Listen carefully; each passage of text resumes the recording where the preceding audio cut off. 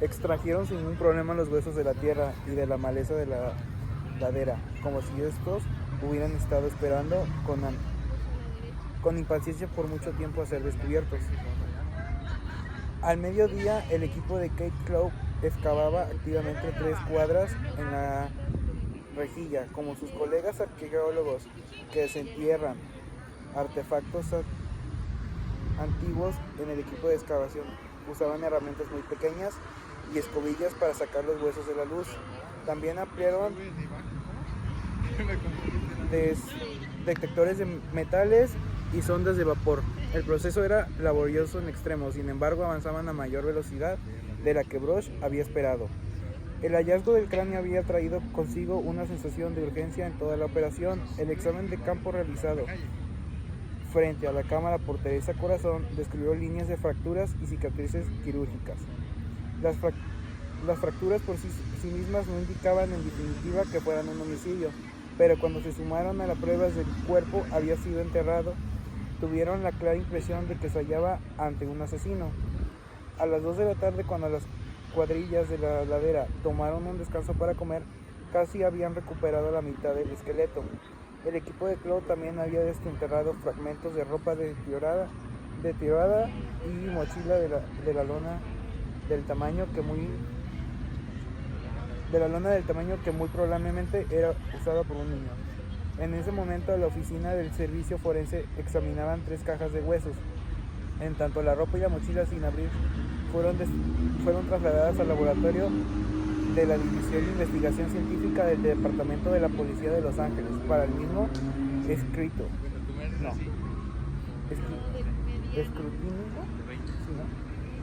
Mediante las exploraciones del detector de metales en las rejillas de la búsqueda, se encontró una moneda de 25 centavos de dólar, acuñada en 1975, hallada a la misma profundidad de los huesos y aproximadamente a 5 centímetros del extremo izquierdo de la pelvis.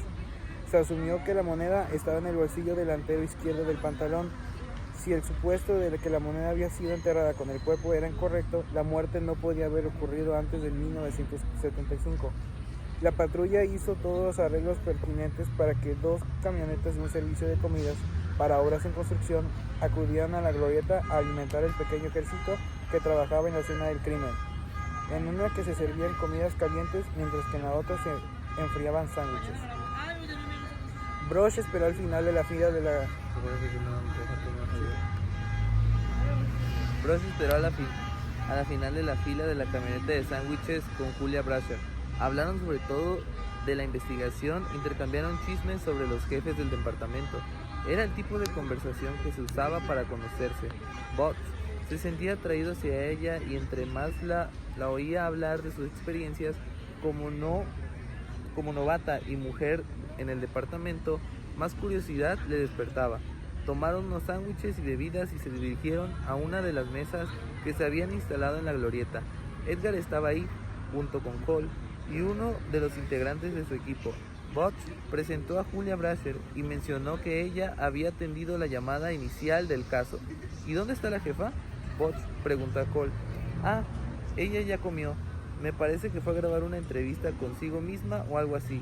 Botch sonrió y asistió. Voy a repetir, anunció Edgar mientras se levantaba del banco y se alejaba con su plato. Botch le dio una mordida a su sándwich de tocino, lechuga y tomate y disfrutó de su sabor. No planeaba hacer nada más que comer durante el descanso. Sin embargo, Cole comenzó a darle algunas de sus primeras conclusiones acerca de la excavación. Ella pensaba que la escasa profundidad de la tumba había permitido que los animales desterraran los restos y esparcieran los huesos, tal vez durante años. No vamos a recuperarlos todos, advirtió. Muy pronto llegaremos a un punto donde el resultado nos compense los gastos y el esfuerzo. Y verificó sus notas en el blog cuando Edgar regresaba con otro plato de pollo frito. Lo que quiero que tengas muy presente en la profundidad de la tumba y la ubicación del terreno. Creo que estas son claves para establecer quién era este niño y qué le ocurrió. ¿Niño?, preguntó Botch, porque el espacio que ocupaba la cadera y la pretina de los calzoncillos. Explicó que los fluidos de la descomposición del cuerpo habían provocado el deterioro de la ropa. pero la pretina elástica estaba prácticamente intacta y parecía provenir de un tipo de ropa interior para hombres. Entiendo, repuso Broch, que decía de la profundidad de la tumba. Sí, bueno, creemos que los huesos de la cadera y la parte inferior de la columna vertebral se encontraban en una posición que no había sido alterada cuando lo descubrimos. Con base en esto, estamos hablando de una tumba que no tenía más de 15 o 30 centímetros de profundidad.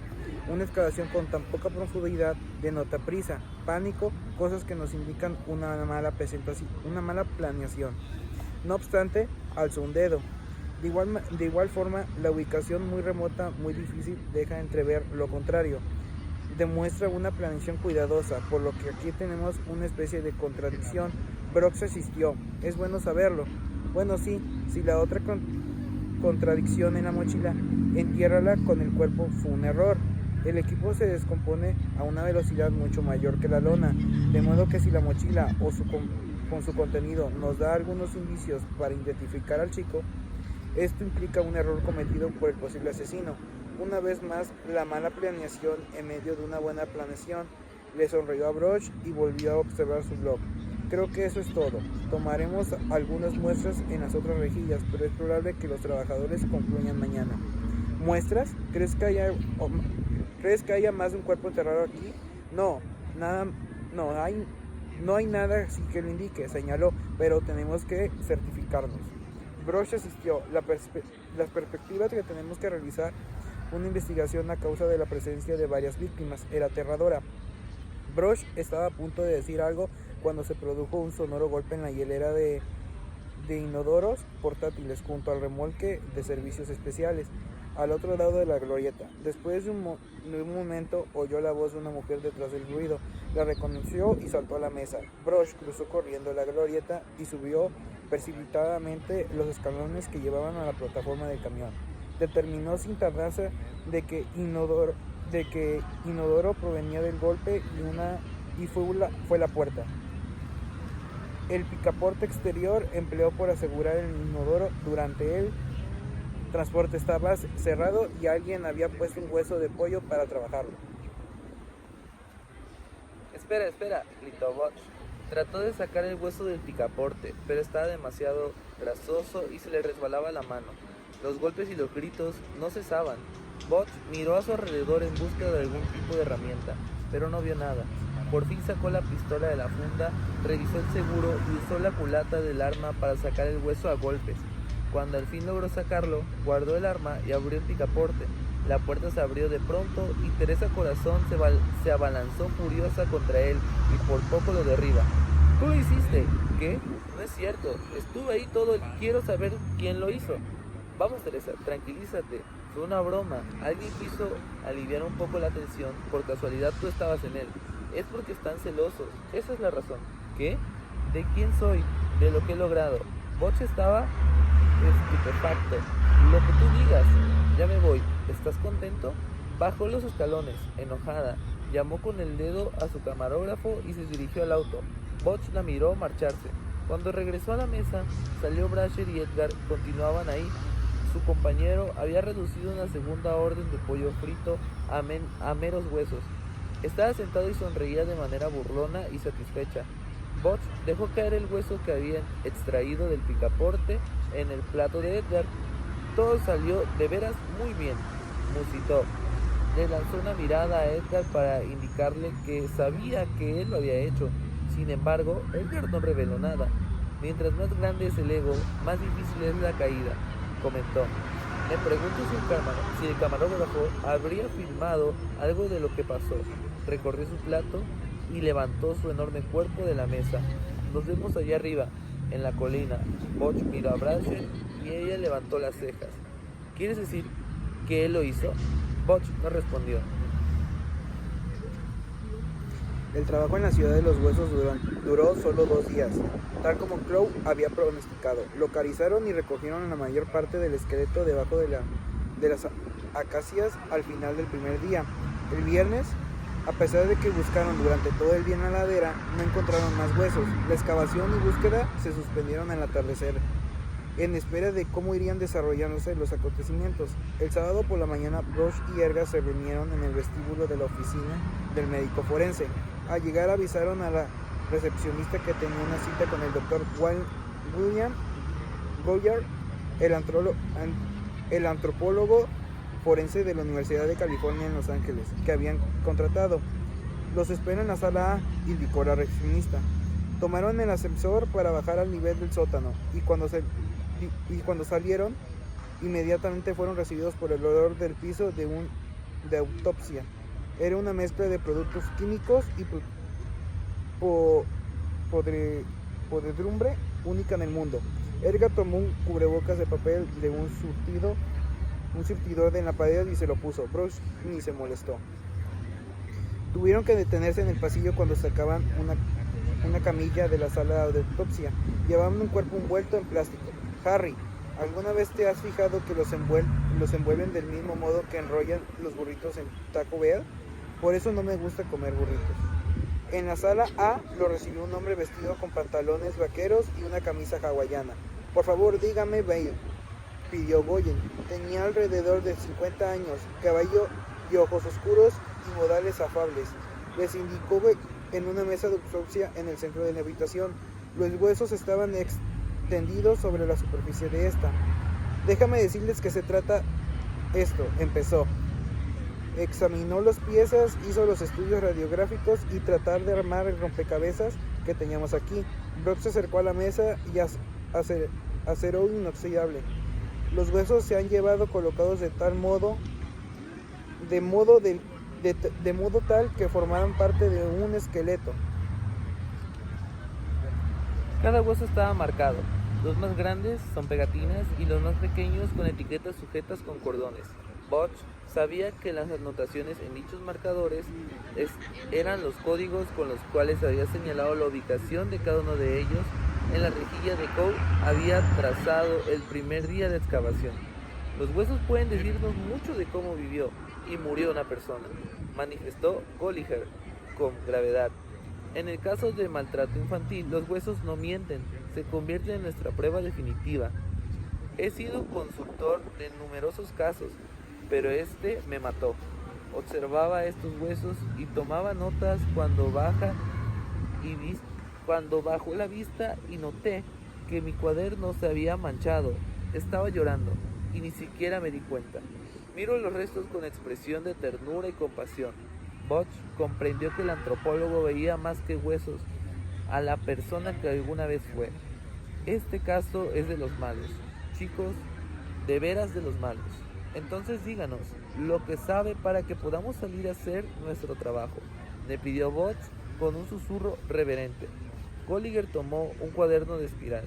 Bien, dijo, comencemos por lo básico. Lo que tienen aquí son los restos de un varón caucásico joven, de alrededor de 10 años de edad. Ese niño fue víctima de maltrato físico grave y prolongado. Histológicamente, las víctimas de maltrato crónico sufren a menudo de lo que se les denomina interrupción del crecimiento. Esta atrofia relacionada con el maltrato afecta la estimación de la edad, lo que solemos ver en un esqueleto que parece más joven de lo que es. Lo que quiero decir es que este niño parece de 10 años, pero tal vez tenía 12 o 13. Butch miró a Edgar. Estaba de pie con los brazos estrechamente cruzados sobre el pecho, como si se preparara para lo que sabía que iba a seguir. ¿Cuándo ocurrió la muerte?, prosiguió Gallagher. Esto es difícil de determinar. Los estudios radiológicos distan de ser exactos a este respecto. Tenemos la moneda, que nos da el límite anterior de 1975. Esto nos ayuda con el cálculo en el que este niño ha estado enterrado desde hace 20 o 25 años. Establecer un marco temporal era de vital importancia para la investigación. El cálculo de Gallagher ubicaba la fecha de la muerte entre los últimos años de la década de los 70 y principios de los 80. Brosh pensó en Laurel Canyon en ese marco temporal. Era un enclave rústico y extravagante, en parte bohemio y en parte aristótico, con traficantes y consumidores de cocaína, proveedores de pornografía y veteranos hedonistas de los tiempos del rock and roll. Casi en cada calle. ¿Podría ser el asesino de un niño parte de esta combinación? Sugirió algo, dijo Guller. Dejamos la causa de la muerte para el final. Empezaré con las extremidades y el torso para darles una idea de lo que este niño soportó durante su corta vida. Brosh comprendió que el temor que tuvo desde el instante en que vio los pequeños huesos en la colina estaba a punto de materializarse. Desde el primer momento supo que una historia de horror emergencia de la tierra revuelta. Tenemos aquí tal vez solo el 70% de los huesos, continuó Goller. Sin embargo, también contamos con evidencia incontrovertibles de tremendos traumas óseos y maltratos crónicos. Los huesos se curan solos, cabellos, y mediante el estudio de la regeneración de los huesos que podemos establecer una historia de maltrato.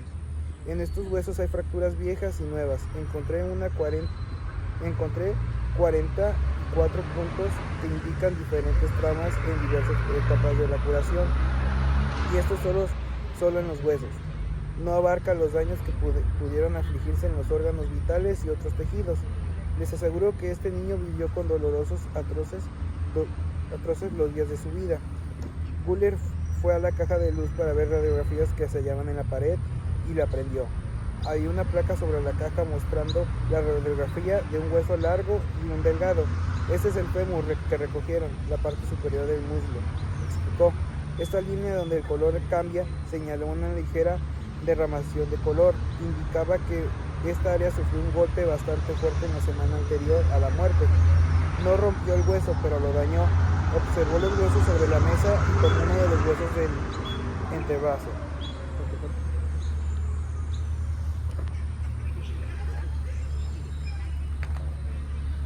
El cubito muestra una fractura latitudinal, ya sanada.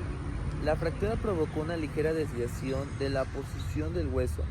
Esto se debe a que dejaron que el hueso se regenerara tal como estaba después de la lesión. Quiero decir que no se lo acomodaron, preguntó Edgar. Exacto. Golliger devolvió con cuidado el hueso a su lugar y se inclinó sobre la mesa de exploración. Veamos ahora las costillas, indicó. Encontré casi 2 docenas de fracturas en diversas etapas de curación. Una fractura sanada en la costilla 12, según creo, puede datar de cuando el pequeño tenía apenas 2 o 3 años. Una callosidad en la costilla 9 nos revela un trauma que se tenía pocas semanas en el momento de la muerte. La fractura están consolidadas ante todo, cerca de los ángulos. En los bebés sería indicio de sacudidas violentas. En los niños mayores, de golpes en la espalda. Botch sintió náuseas. Voy a atrapar a este sujeto. Casi lo dijo en voz alta. Golliger movió la cabeza. Se trata de uno de esos casos en los que hay que pensar que tal vez fue mejor que el niño dejara este mundo. Es decir, si uno cree en Dios y en un mejor lugar que este. ¿Y si no?, preguntó Botch. Golliger lo miró. Bueno, verá, es por ello que hay que creer, explicó. Si este niño no pasó de este mundo a un plano superior, a algo mejor, entonces creo que todos estamos perdidos. Botch asistió. ¿Y qué me dice de la causa de la muerte?, preguntó, volviendo al caso. Golliger tomó el cráneo. En el cráneo tenemos lo malo y posiblemente lo bueno. El cráneo muestra con claridad 3 fracturas en distintas etapas de curación. Aquí está la primera. Señaló una zona de la parte inferior trasera del cráneo. Esta fractura es pequeña y ya está curada. Enseguida tenemos esta lesión más traumática en el parietal derecho, que se extiende hacia el frontal. Esta lesión requirió cirugía, muy probablemente por una hematoma subdural. Describió el contorno de la zona lesionada con el dedo. Luego señaló 5 agujeros pequeños y uniformes unidos por un patrón circular en el cráneo. Esta es la huella de una trefica. Una trefica es una sierra médica que se emplea para abrir el cráneo durante una cirugía o para aliviar la presión ocasionada por una inflamación del cerebro. En este caso, es muy probable que el hinchazón se haya debido al hematoma. Yo diría que esta lesión y la cirugía subsecuente ocurrieron aproximadamente 3 meses antes de la muerte del chico. ¿No es la lesión que ocasionó la muerte?, preguntó Brosh. No, es la otra. Goller giró el cráneo una vez más y le mostró otra fractura en la parte inferior trasera del cráneo. Esta lesión ocurrió en el momento de la muerte.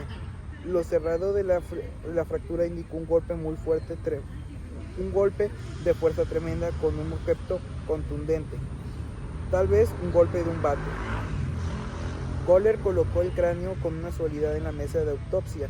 En resumen, alguien golpeaba a este niño con implacable regularidad. Con el tiempo, llegó demasiado lejos. Encontrarán todo lo que digo en mi informe. Se volvió de la mesa de autopsia y los miró. Hay un destello de luz en todo esto. Aquí los traigo Carlota, cheesecake. Gracias. Sí. ¿Saben algo que podría ayudarlos? La cirugía, repuso Brosh. Exacto, abrir un cráneo es una operación muy seria. En alguna parte debe haber registros. Las cicatrices quirúrgicas también nos ayudan a flechar los huesos. Los agujeros abiertos por la trefica son demasiado grandes para ser recientes. A mediados de los años 80 los instrumentos quirúrgicos eran más adelantados. Las perforaciones eran más pequeñas. Espero que todo esto les ayude. Brosh asistió y preguntó: ¿a los dientes? Contestó: no afecta el maxilar inferior, respondió Goller. En los dientes superiores no hay indicaciones de algún trabajo dental, pese a los indicios de caries anteriormente a la muerte. Edgar se había bajado el cubrebocas al cuello. Tenía una expresión infligida.